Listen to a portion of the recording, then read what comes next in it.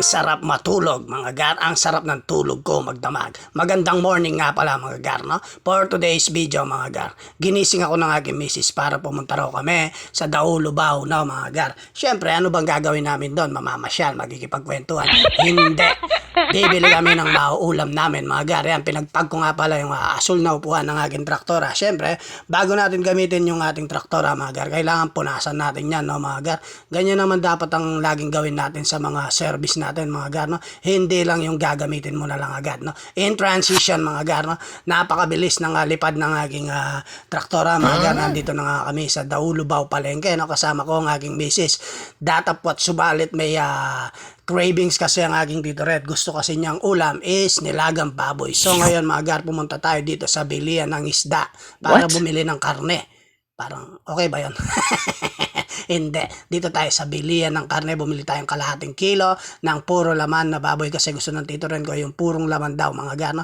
So pumunta rin tayo sa planetang Venus para maghanap ng gulay, no mga gar. Ito nga pala yung patatas na galing Pluto at ang repolyo nakuha pa sa Saturn, no mga gar, no? Ang layo ng pinanggalingan yan mga gar, no?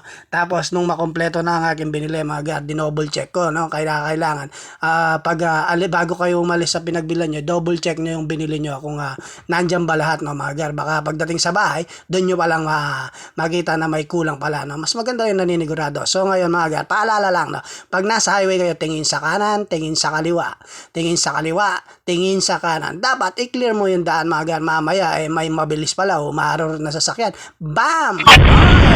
Bakasyon ka sa bahay bakasyonan. So, yon mga gar, no? Oras na ng aming pag-uwi. So, ito na nga, binalikan na naman namin ang traktorang may kulay blue na upuan, no mga gar. So, yan, hinahanap ko yung susi. Kinakapa-kapa ako sa bulsa ko at yun, nakita ko mga gar, no? At isasalaksak ko na dyan dito sa aking susyan para makauwi na kami ng misis at mabilis na transition. Ayan, may nahuli pa akong mga itlog ng dinosaur na nandun sa pugad ng aming punong balete, no? At pagpasok ko ng bahay, nadatnan ko si Tito Ren, nakakagising pa lang, nagtitimpla ng kape, kinulit-kulit ko, good morning kiss ko, pero ayaw mga gar. At eto na mga gar, meron pang pre-chocolate, no? What? At kompleto na yung ating regado, merong saging ni King Kong, yung repolyo galing Saturn, may pechay na galing Venus, no? May karne, may mais na kulay gold. Pagkatapos mga gar, syempre, binalatan natin ng patatas, no? Hindi na natin pinabalat kay Princess Saren kasi busy yung tao, tapos ipapabalat mo pa yung patatas. Kayang-kaya na ni Gar yan, no gar? Ayan, no, napakaswabe ng pagbabalat ko dyan mga gar. Dapat yung tamang sukat lang mga gar. Tapos ipapakita ko yung paghiwa ng mga gulay. Dapat yung tamang lagi lang mga gar. So ngayon mga gar, no, natapos ko na yung paghiwa. Ayan, binanlawan ko na yung karne ng dinosaur, no mga gar. At itong mga gulay na inani natin sa iba't ibang planeta, no mga gar. Kailangan kasi mga gar, i-secure natin yung kalinisan ng ating pagkain. Papasok kasi sa loob ng katawan natin yan mga gar, no? Kaya kailangan panatiling laging malinis pag nagluluto tayo, no mga gar.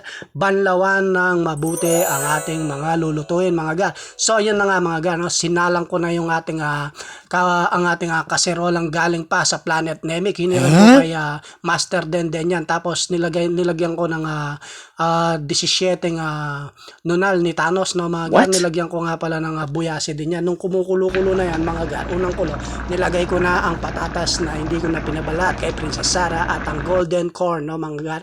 Nilagyan na rin natin yung chocolate, no, pampalasa, no mga gar. Nung kumukulo-kulo mga gar, nilagay ko ang saging ni King Kong, no.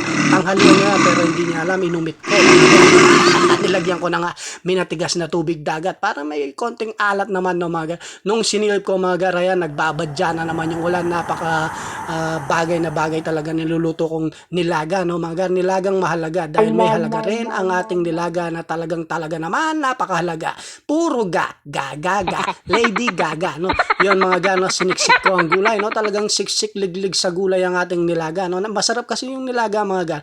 Ang daming gulay, yung maraming gulay talaga, no. Rich in vitamins and proteins, no mga gar. Nung kumukulo na, syempre tikiman time na mga gar, no? Ayan, no, habang kumukulo yan, no mga gar, wala akong pake kahit mainit yan, tikiman na yan, o tingnan mo, inulit ko pa kahit mainit, you know, ang sarap talaga ng luto ko gar. Tapos ito na ang maiwagang mangkok na naglalakad na may sariling paa papunta sa aking ama. At ginising ko na ang aking ama, tay kain ka na habang mainit ang sabaw. Syempre, Hindi rin makakaligtas sa atin si Tito Ren. Kahit tulog yan, gigisingin ko yan dahil oras na ng tanghalian. Tara na, mamayam na ituloy ang panaginip mo. Ayan mga gano, nakaset na talagang halatang bagong gising. Maraming salamat po. Kain na.